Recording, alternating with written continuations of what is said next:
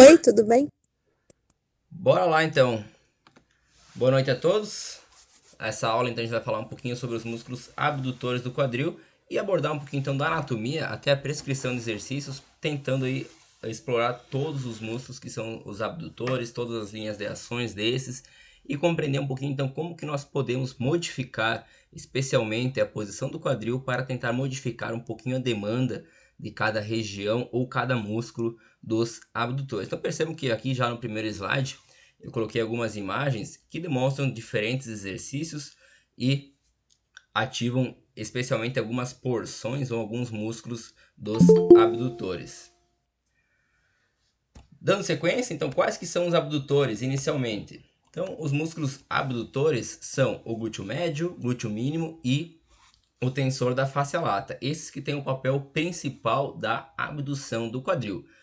Entretanto, nós temos também as fibras superiores do glúteo máximo, que são auxiliares na abdução do quadril. Então, eu trouxe aqui a imagem de cada um desses músculos, representando os principais músculos abdutores do quadril. Sendo que cada um deles vai explorar a função de alguma forma. O músculo glúteo médio é o músculo que tem a maior área de secção transversa dos abdutores, ou seja, é o maior de todos os abdutores. Além disso, as suas características de suas origens e inserções, ele apresenta um grande braço de momento, o que lhe confere então uma grande capacidade de produzir torque. Para exemplificar para vocês, então eu falei que a gente ia utilizar hoje aqui o meu esqueletinho. Então, o glúteo médio é um músculo que tem origem em toda essa borda lateral do ilho e se insere aqui no trocânter do fêmur. Então percebam que de sua origem até sua inserção, isso tem uma grande distância no eixo da articulação que é o quadril. Então, como o glúteo médio vai gerar torque sobre a articulação do quadril e a articulação do quadril está mais próxima à sua origem, ele tem um grande braço de momento devido à sua inserção estar longe do eixo de rotação. Portanto, o músculo glúteo médio é o principal dos abdutores por, inicialmente, possuir uma grande área de secção transversa, ou seja, ser um músculo grande, e além disso ele tem um grande braço de momento, ou seja, assim ele consegue produzir uma grande capacidade de força, ou seja, faz bastante torque de abdução sobre o quadril. O glúteo mínimo e o tensor da face lata são abdutores e eles têm algumas características diferentes do glúteo médio. Os músculos glúteo mínimo e tensor da face lata cruzam anteriormente à articulação do quadril. Vamos ver aqui no esqueleto novamente. O tensor da face lata, então, ele tem origem nesse aspecto antero-superior do ilho e vem se inserir aqui no aspecto anteromedial do trocânter do fêmur, ou seja, ele cruza anteriormente a articulação do quadril. Então percebam que a articulação do quadril, se a gente fosse dividir o corpo em anterior e posterior, nós teríamos o tensor da face lata cruzando preferencialmente a linha anterior ao eixo da articulação. Portanto, além de auxiliar na abdução, o tensor da face lata também auxilia na flexão do quadril. E não diferente disso, também acontece com o glúteo mínimo. Então, o glúteo mínimo tem origem aqui na linha glútea, que é logo abaixo da borda lateral do ilho e se insere também no aspecto anteromedial do trocânter do fêmur. Portanto, a grande maioria de suas fibras também cruza anteriormente a articulação do quadril. Portanto, além de abdutoras, essas fibras também são auxiliares na flexão do quadril. Por isso que quando a gente realiza e pensa em executar alguns exercícios para os músculos abdutores, é importante nós levarmos em consideração alguns fatores, como por exemplo, a avaliação funcional do nosso aluno. Por quê? Se o nosso cliente já apresenta um travamento do quadril em flexão ou uma rigidez dos músculos flexores do quadril, é provável que esse cliente apresente uma pelve antivertida.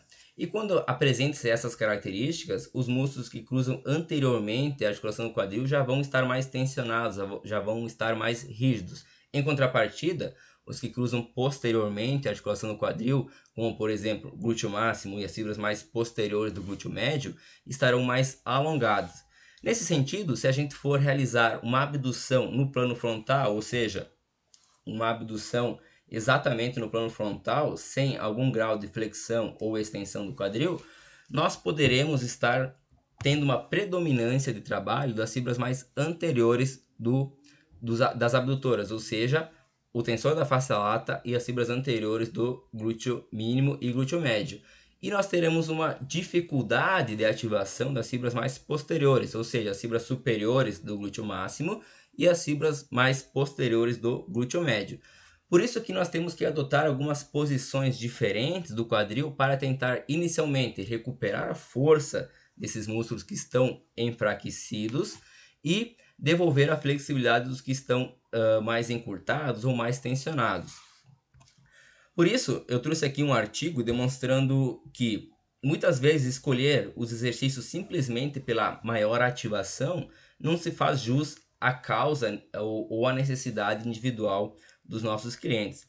Por isso que uma das coisas que eu sempre digo em todas as minhas falas, em todos os cursos, é que não basta a gente... Deixa eu só permitir aqui. Não basta a gente se basear apenas na eletromiografia ou no exercício que ativa mais para selecionar o prescrever exercício. Nós temos que ter um conhecimento amplo da anatomia e da cinesiologia para que a gente consiga tentar fazer algumas relações com os dados eletromiográficos que os estudos trazem e com as análises biomecânicas e cinesiológicas que a gente faz em cima de cada exercício de acordo com a necessidade de cada cliente. Então, percebam aqui que se a gente analisar o exercício que mais ativou o glúteo, os músculos abdutores, especialmente o glúteo médio, que é o maior dos músculos abdutores, nós temos a abdução do quadril deitado de lado como a que gerou maior ativação do glúteo médio. Então, é esse exercício aqui, o tradicional exercício para os músculos abdutores do quadril realizado lateralmente, em decúbito lateral, aliás, e fazendo a abdução do quadril.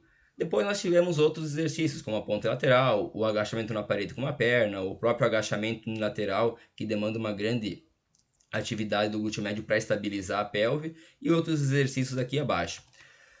Porém, como a gente vinha comentando, se nós formos tentar identificar a avaliação postural do nosso cliente e a análise desses quesitos que nós identificamos, da origem e da inserção de cada músculo, e compreender a linha de ação desses e as funções que eles realizam, talvez realizar outros exercícios também sejam necessários para que a gente busque aí a ativação de todas as porções dos abdutores ou de dar preferência para uma porção em relação ao detrimento de outra.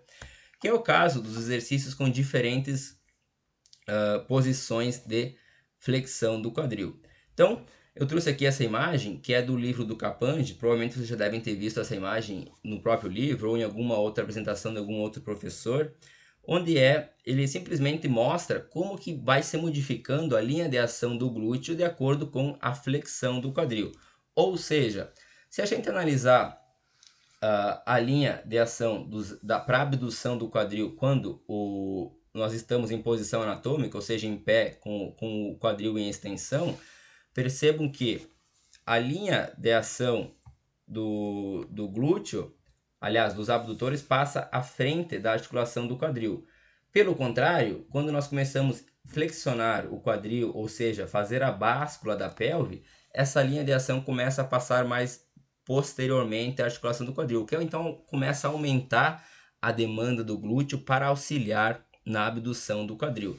Portanto, sempre que nós queremos enfatizar um pouquinho mais a porção do glúteo como abdutor do quadril, nós devemos flexionar mais o quadril, ou seja, diminuir a abertura entre o tronco e a coxa. Manter o quadril mais flexionado, então vai aumentar a demanda do glúteo máximo como abdutor do quadril. E tem outros exercícios, como por exemplo o próprio clanchel ou a cadeira abdutora a 45 graus. Que aí nesse exercício o que a gente consegue modificar na mecânica para priorizar as fibras mais posteriores do glúteo médio.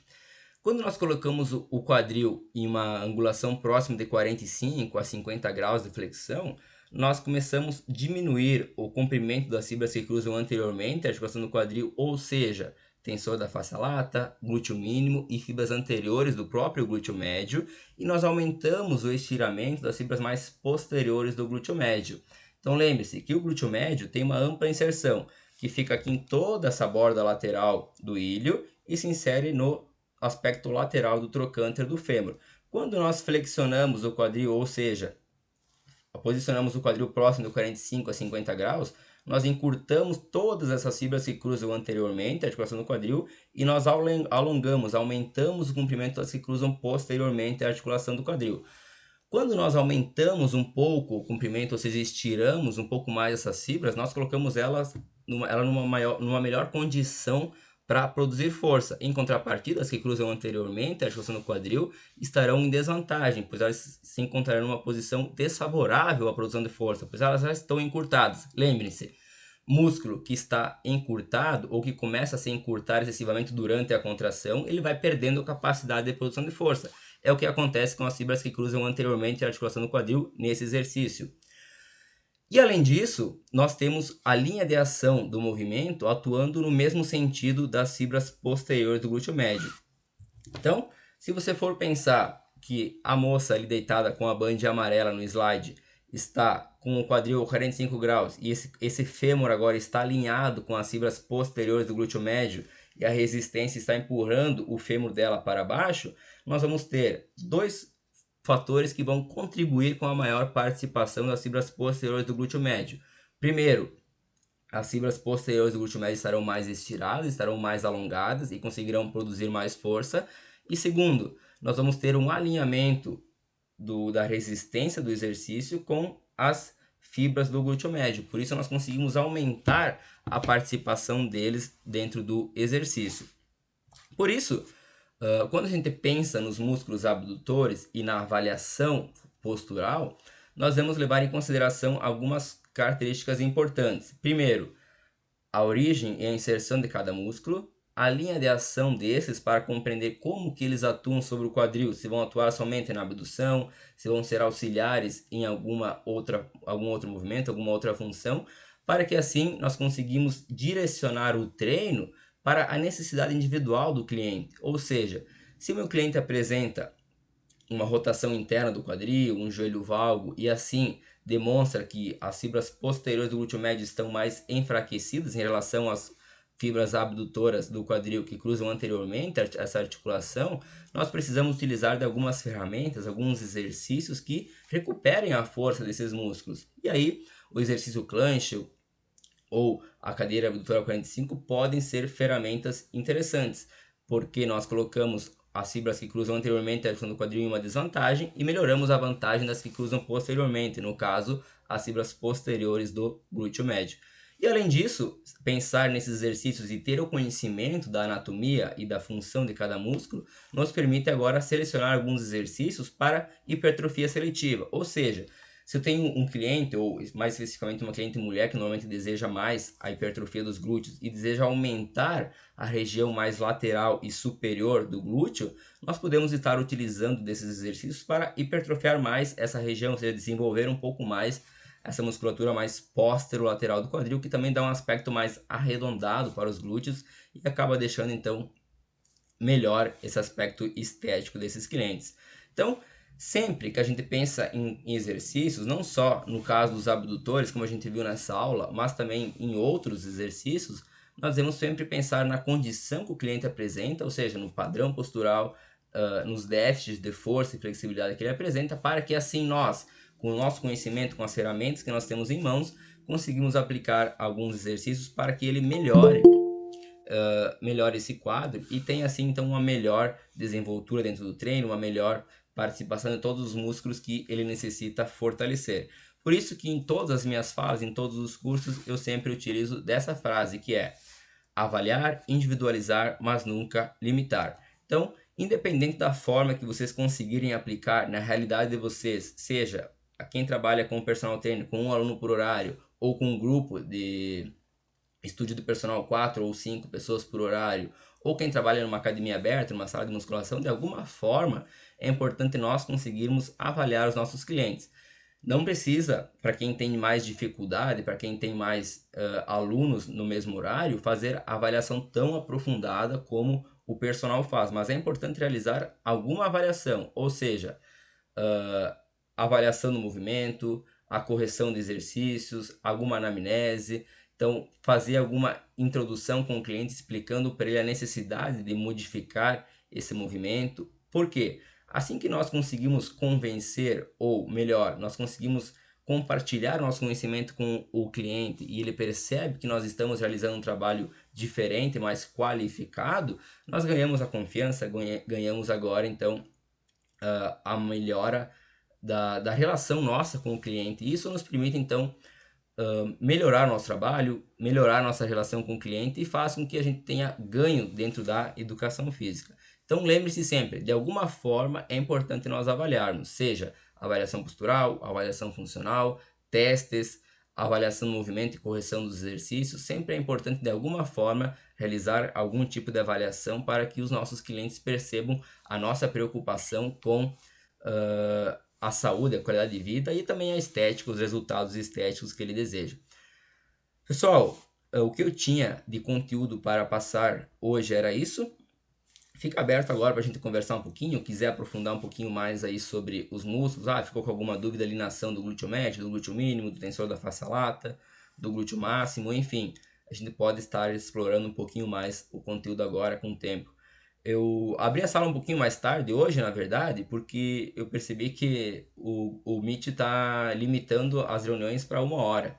Então, semana passada eu abri um pouquinho mais cedo, chegou no finalzinho e a gente já teve que atropelar um pouquinho para conseguir falar tudo. E aí eu quis abrir bem em cima da hora, em cima das 9 horas, para que a gente conseguisse agora depois ficar conversando, trocando ideia, discutindo algum caso específico, enfim. Fico à disposição de vocês agora para a gente conversar, tirar dúvidas, rever alguma coisa se necessário. Fiquem bem à vontade.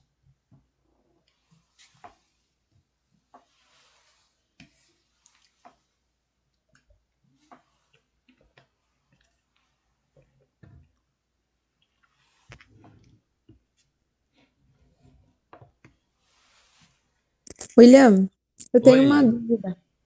diga.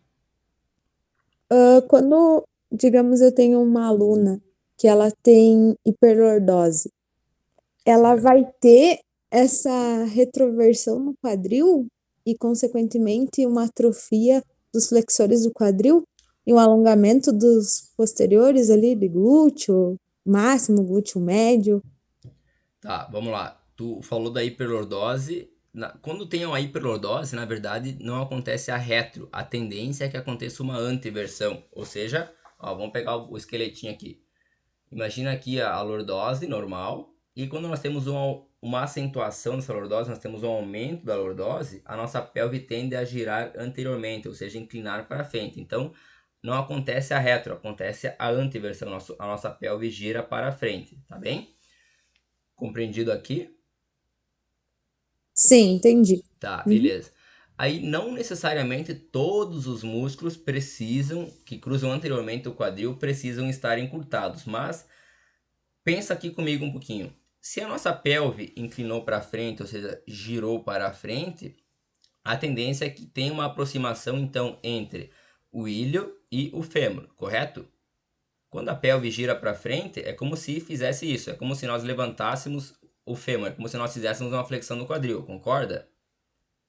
Sim, Então, se a nossa pelve girou para frente, seja por uma hiperlordose estrutural que leva a pelve à anteversão ou por uma anteversão da pelve que leva a um aumento da lordose lombar devido ao encurtamento dos músculos flexores do quadril, principalmente, no caso ilipsoas e reto femoral, é provável que todos os músculos que cruzam anteriormente o quadril apresentem algum grau de adaptação ao encurtamento, ou seja, não necessariamente o tensor da face lata ou as fibras anteriores do glúteo mínimo e glúteo médio irão provocar a hiperlordose, irão provocar a anteversão da pelve, mas podem ser que elas se acomodem em uma posição encurtada devido ao encurtamento de outros músculos.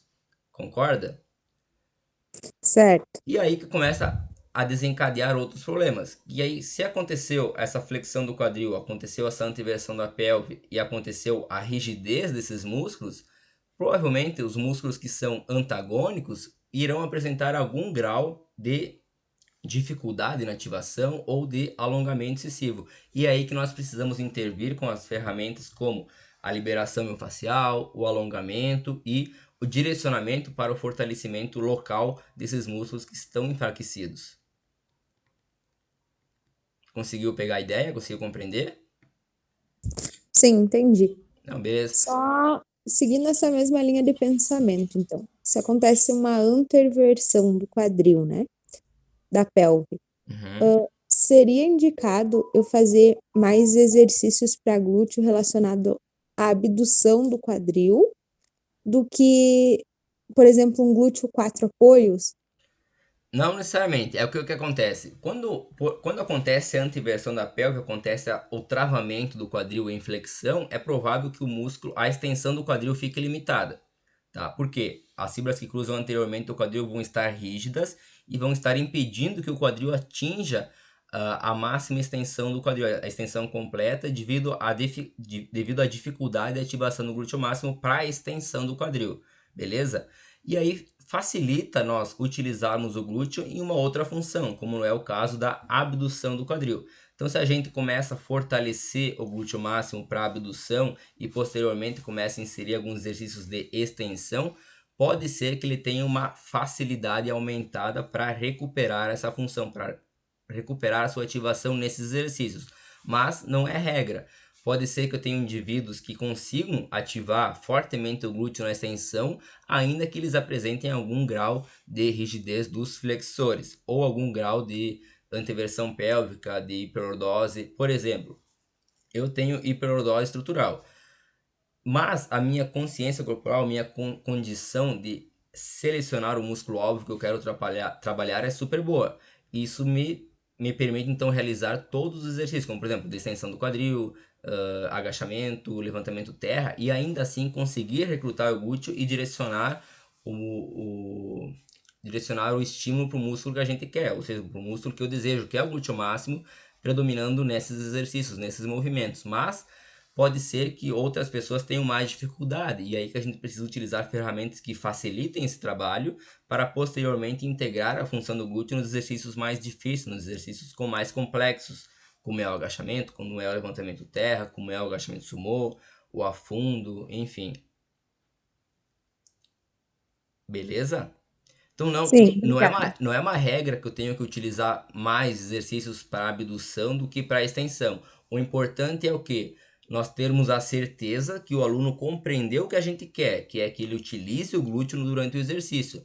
Por isso que é importante nós sempre iniciarmos o planejamento com exercícios mais fáceis, que facilitem a compreensão do aluno sobre esse movimento e assim ele consiga selecionar o músculo-alvo, que no caso aqui é o glúteo, para posteriormente, quando a gente for lá para o agachamento, para o levantamento terra, para o próprio stiff e outras variações de agachamento, nós conseguimos fazer com que o aluno então agora demande do glúteo para fazer esses movimentos.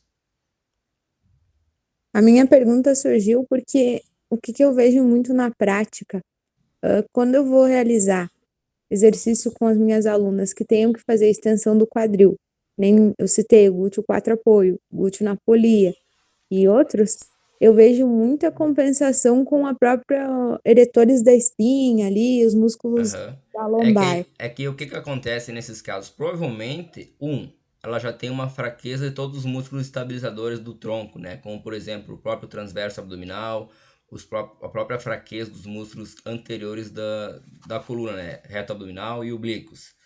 E aí, se eu não tenho um glúteo extremamente funcional, engajado no movimento de extensão do quadril, algum outro músculo vai ter que assumir esse papel.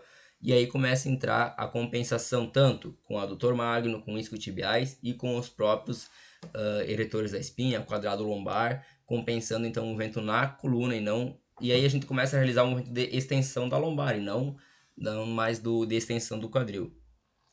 Por isso que, na verdade, esses exercícios isolados, eles são ótimos, é bom para estimular a hipertrofia dos glúteos e aumentar o volume do treinamento, trabalhar algumas porções diferentes do glúteo. No entanto, é um exercício que precisa de muita consciência corporal e muita estabilidade da seção média corporal, ou seja, da parede abdominal, estabilizando aí o complexo lombopélvico e assim nós termos um bom estímulo para o glúteo máximo. Caso contrário, será compensado em todo o movimento e a gente começa a utilizar os músculos sinergistas da extensão do quadril. Ok, muito obrigada, tá? Beleza? Imagina.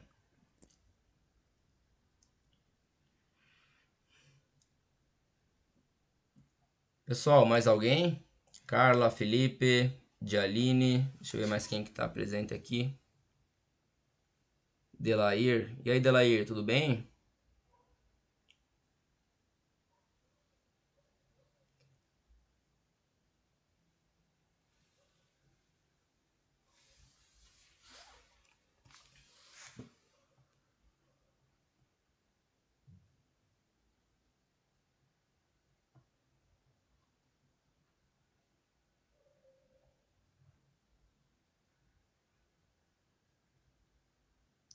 Eu não tenho nenhuma dúvida. Eu tenho mais dúvidas assim quando eu vou passar o exercício ou executar aí.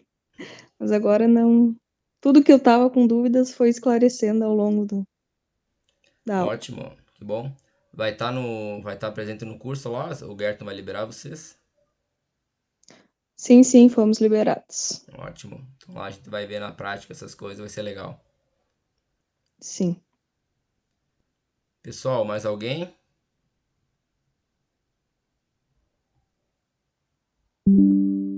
Por Em mim, tudo relação certo também. à